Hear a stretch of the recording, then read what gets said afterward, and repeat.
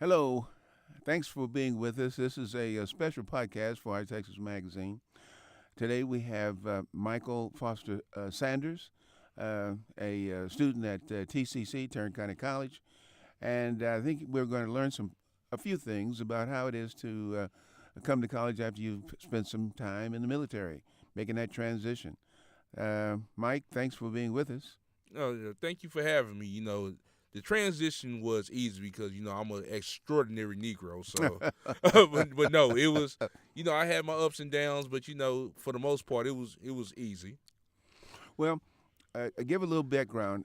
You were in the Navy. How long did you stay? What was the task, the duties? Your I forget they used to call them AFC, or they gave them some kind of abbreviation to indicate the kind of skill. So what did you do in the Navy? I'll put it that way. So how long did you stay in, that sort of thing? All right. I went in 2001, directly 21 days after high school. Okay. I stayed 4 years. The rate I was in the Navy, that's what we call our jobs. All right.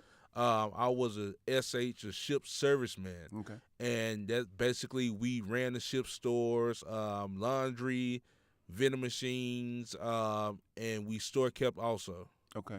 So you kept the ship supplied whatever it needed. Yes, sir. Got it. Um, and what were some of the last things you did before you got out the Navy? And in particular, um, what made you decide I'm going to get out instead of staying in? Well, initially I didn't want to stay in anyway. I didn't want to go anyway because I had a scholarship to Berkeley Music College that came late when I was in boot camp. Um, That's a fine time to get it. yeah, and yeah, I was dejected.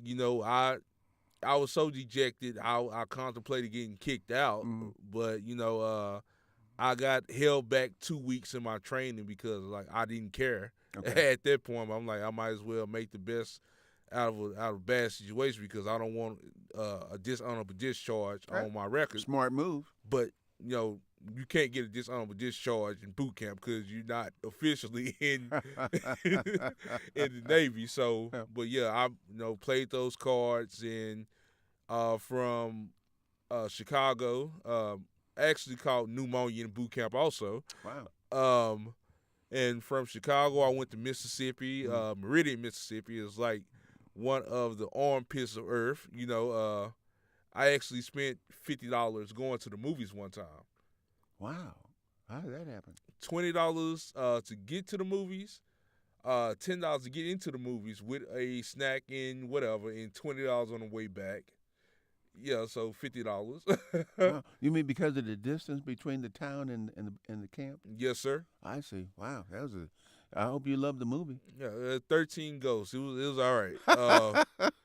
And I kind of it wasn't my first time out of Texas, but it was start noticing the differences between Texas and these other regions. Yeah. Especially like when you go to the mall and you still see people with jerry curls and and 20 or 30 years after we left them, huh?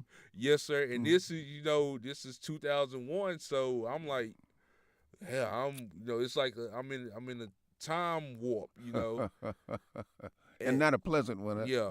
So and then the townies they ain't take too kindly to military, and yeah, so I'm like I had to get out of Mississippi, Okay, because they okay. had nothing to lose. Okay, okay. And what were some of the last tasks you did? What were some of the last duties you did before saying adios to the Navy? um, we went. What happened? This 2004. Mhm. My mother, she got sick, so I came back home Mm-hmm. for that summer for like a month and a half, Yes. and after I came home, I'm like, okay, you know what? I kind of, so that's my first time being home within 3 years. Yes. So I'm like, okay, I might want to come back home. Okay. So I still did my initial duties. I was on the Ship Security Defense Force. And this one particular night, I left my watch on my rack. Was this outside of Japan or someplace over there? This is in Japan, Okay. and so we had to stay and watch. So I was in what's that the booth. So I had to, we had to write logs, and I Yes. forgot my watch, so I had to pull out my phone, and so I can keep the logs. And one of the guys said I was, on my phone, using my phone, playing on my phone. I'm like, nah, I was getting the time to write it down. So after I got in trouble with that, and then I pretty much got into a fight with one of my older, high-ranking people. I was Okay. like, I'm done. Well, but the end of it was that you didn't go to the brig, right? Yeah, I didn't. Yeah, I got restriction. I got Okay. your 30 days half pay, and you got to muster 3 times a day, and just to get back right. And I realized I had a friend that was he's from Dallas, Mhm. and he kind of gave up. He had one more muster to go to before he was off restriction. I don't know what happened to him. He had some kind of breakdown or something, and he kind of just gave up. I'm like, nah, I did too much to these 4 years. I'm not just about to throw away. Okay. Okay. Yeah. And when you decided to get out, it was an honorable discharge. Yes, sir. What made you choose TCC, Tarrant County College? Well, it wasn't initially TCC. My initial school was Media Tech Institute in Dallas. Okay. And I went there for, I want to say, like 3-4 months or whatever. What were you going to learn there? Audio engineering. Okay. And I got my certificate in audio engineering. And then I just went into just tech support for like 5-6 years. Okay. And then Different companies? different companies, Okay. Apple, Sprint, Radio Shack. Which one did you like better than the other? Apple, Why? because I was doing Mobile Me tech support. Uh-huh. And Mobile Me tech support, it was all internet based. Yes. So we really didn't have to interact with nobody. And we had, just a computer, they type in the question, we need help with this, and you just copy and paste. And, unless it was something complex, like somebody lost their contacts or something. But it was very easy job, for like, I was making I think 23 an hour. Yes. Yeah, and just sitting there, you can come in casual wear and, just go in, do the Mobile Me, and that's it. Now, I have a certain view about people who are in tech support, and that is that they don't really desire, they don't really want to engage one-on-one, voice to voice, like a telephone conversation. They don't want that. They would prefer someone to text or email them, and then they respond and take care of whatever the issue is. Is that about right? Yes, sir. Why is that? I don't understand that. I try, but I just don't. Because you have some people, you don't want to sound condescending on the phone, or you have these people, like, you have to walk them through instructions. Yeah. And you don't want to sound condescending, like, well, is it plugged in? Did you plug it in? Did you turn it on? And they get mad at you when you ask these questions, but these are questions you have to ask.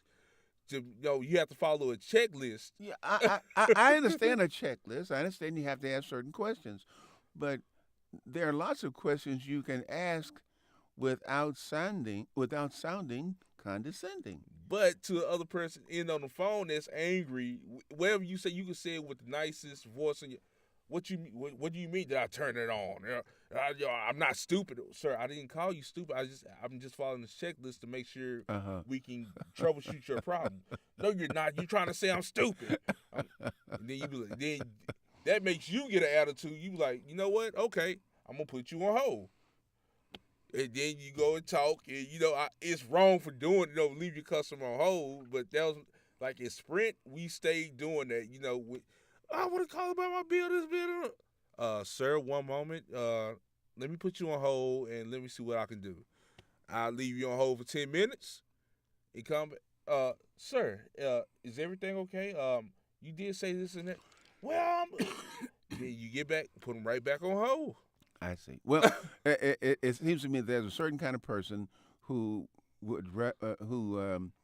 really enjoys having that less human contact when they are a part of tech support. But nonetheless, when you decided to go to TCC, this is the first public education Yes, sir. institution afterward, right? Yes, sir. What was it about this place that you said, I'll try it? Well, this is the only campus that got the radio, television, and broadcast program. Okay. So Okay. I really didn't have a choice but the other campuses. And what is it about this field that you like? I mean, it's pretty much it's hands on. You know, you can be as close to people or not close to people as you want to, and it forces you to use your mind to try to figure out problems. Like you just seen us just trying to figure out why this wasn't working. And everything's supposed to be correct when you enter the booth. Okay. Okay. So what are some of the things you would like to do once you finish? I know that you have talked about on previous occasion that you want to get your associates here, and then you want to go on to a four-year institution, and you decided to go to University of North Texas. I may interplay how I called it when I was there, North Texas. But what is it that you want to ultimately do once you finish University of North Texas? Get paid. Okay, and how? My own multimedia company, which I have now, but I just want to get some weight behind me. Well, what's the name of it? Dyer Media, and Dyer stands for Dreams into Reality Every Day. Okay. And I just want to get some of that weight behind me and that knowledge, that I'm learning here, especially from people like Mr. Hogan and Mr. Neely, and apply that to my whole situation. Okay. All right.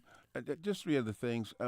What is it about a person who leaves the military to go to college? Is there something that they've acquired by virtue of being in the military that will help them once they return or they start their college career? With the Navy, I can't speak for the other branches, but our whole thing since boot camp, and I realized this like 5 years back, our whole thing is attention to detail. Okay. And just make sure you have pretty much you cross your T's and dot your I's, and and it's a little slogan that the 6 P's, perfect planning prevents piss poor performance. Okay. So that was something I learned while being in the Navy. Okay. Why are you choosing to be an entrepreneur instead of going to work for a regular radio station, a satellite radio station, or a television station? I mean, I haven't ruled those out, but just having my own company means freedom at the end of the day. Okay. Freedom because even though you may have one of those jobs at satellite radio or at a movie company or anywhere, you don't know when your time is up there because of the economy. Yeah. And with your own, situation, it's pretty much you call the quits when you want to. Okay. Did you grow up with people in the neighborhood being entrepreneurs? Do you remember any neighbor who had their own company or their own business? If you want to talk about entrepreneurs, I like it was people that worked the 20, 25-year jobs, and the only entrepreneurs I knew was the drug dealers. Okay. Okay. And I hate to say it's a form of entrepreneurship, but it is. Yeah, and just illegal. Yeah, and it's pretty much they always preached of having your own, so somebody can't come back and say you owe them or you be in debt with somebody or something like that. Mm-hmm. Okay. Well, tell you what, we're going to take a break, but stay tuned. Okay. Yeah, we going on break? Yeah. Okay. Tell you what, Mike, we'll end it for now. But first of all, it's always been good to chat with you.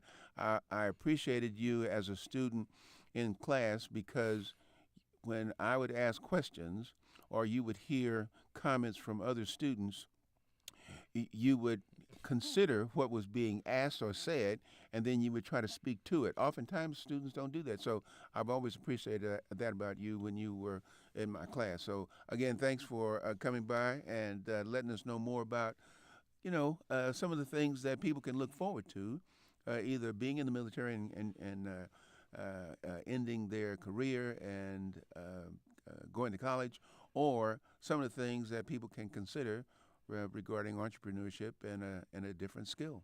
I mean, I appreciate it. Like when I was in your class, you was make us look at stuff objectively, and you made us shed like little lessons like on how they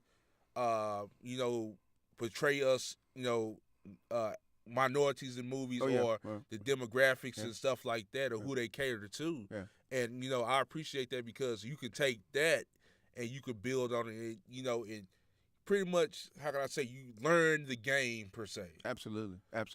And I wish a lot of students, a lot of African American students that was in the class, I know they took it just to take it, but like we used to stop right there in in front of NACB. You see me and another guy there. Oh, and yeah. you like, Okay. yeah, come take the class. I'm like, okay, I'll take the class. It sounds interesting. So Yeah. I appreciate you did that. Well, thanks again, man. Again, this is a just a brief broadcast of our Texas magazine, and we'll be seeing you next week. Take care. All right, later.